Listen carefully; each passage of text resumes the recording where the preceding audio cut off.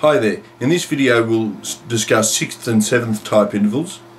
Now 6ths and 7ths are like 2nds and 3rds in the respect that they can each be either minor or major. Okay, so following on from perfect 5ths we next have the minor 6th, then the major 6th, then the minor 7th, and then the major 7th. So we'll start with the minor 6th. To play a minor 6th on the neck of the guitar, take any note. I'll take this bottom A on the E string, and then on the next string up, the 5th in this case, and then 3 frets up is the minor 6th interval. You can hear that minor tonality to it. The same applies to the 4th and 5th strings. So if I'm playing the bass, the root in the 5th, in the minor 6th, there's 3 frets up on the next string, and so on for the middle 2 strings. When we get to the B string, where the minor 6th is in the B string, we take the 3rd string and we have a 4 fret distance. Then when we get to the top 2 strings, we return to a 3 fret distance. So you can really hear that tonality. Again, that's that minor type sound, and it's quite tense because it sits right above the 5th by a half step. So it actually sounds like it wants to go back to the 5th. Okay, now we can also look at 6th in another way, and that is across 3 strings. So what we do, okay, let's say I'm playing in the key of C, and I play a C there in the bass on the E string.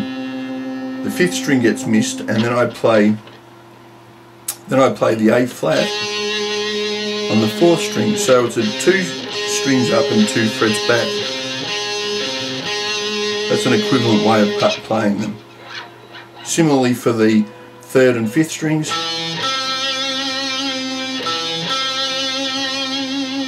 And again, when the B string, the 6th is in the B string, it's only a 1 fret distance.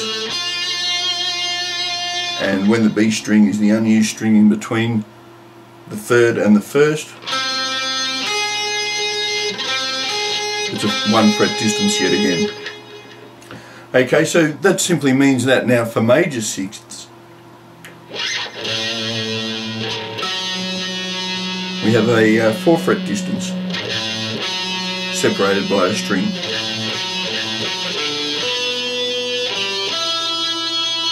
I won't play the major 6th on the adjacent 2nd and 3rd strings because this is a 5 fret span. But for the top 2 strings, yet again, if I take the 2nd string, say I play the E here, and I go up a string to the top E and 4 frets, there's my major 6th for the E. So it's useful to look at 6ths on 3 sets of strings, as I did with the minors. We can do with the majors. What's going to happen now is that there's going to be the bottom string, then the 5th string's not played, then on the 4th string, so I go 2 strings up, 1 fret back.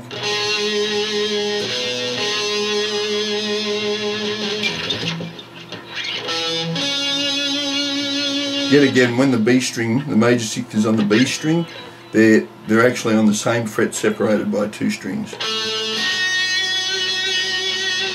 And the same for the 3rd string and the 1st string. So as has been the case all along, you should really play each of these intervals, listen to them closely, listen to the types of tensions and how they sound and what types of intervals your ears gravitate towards. Okay, so that leaves us with the 7ths, and we'll do the minor 7ths first. Now, if I were to be playing in the key of C, for example, so I play on the 8th fret of the 6th string, then its minor 7th is on the same fret but 2 strings above. And that's a B flat in that example. Okay, similarly if I'm playing on D here at the 5th string, 2 string distance and the same fret. That again changes once the 7th is on the B string. We actually go up 1 fret, and when the minor 7th is on the 1st string, then we start on the 3rd, go up 2 strings and up a fret. Finally, we'll look at major sevenths. Okay, so now we should have a bit of an idea of where these lie. You can really hear the quality of that interval as well. So let's just say I take the G on the 3rd fret of the E string. I go up 2 strings and up one fret. That's a major 7th interval. Similarly for the 3rd and 5th strings.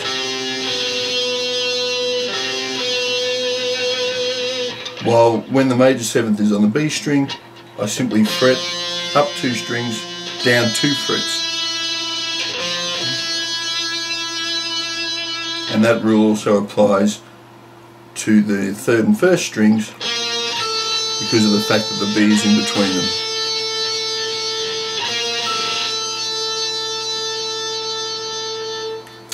So yet again, have a little bit of a play with those, see which intervals you like the sound of most.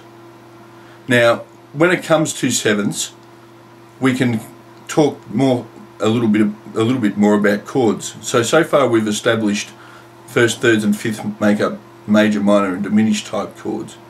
There's also augmented chords, but they haven't arisen in the keys that we've considered so far.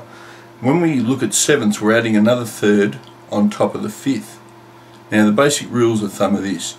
If I play a minor triad or a minor chord and I have a minor 7th interval, then I'm playing a minor 7th chord. If I have a diminished triad or a diminished chord and I add a minor 7th, I'm playing a minor 7th with a flattened 5th. If I take a major triad and I add a minor 7th, I'm playing a dominant 7th. And if I take a major triad and add a major 7th, I'm playing a major 7th. There's other types of 7th chords, there's about 15 in all, but we'll just consider those for now. It's just to give you a bit of an idea how intervals relate to chord theory. So I'll leave you with it, and good luck with it all. In the next video we'll close this topic off and we'll talk a little bit about alterations, extensions and inversions. I'll speak to you then. See ya.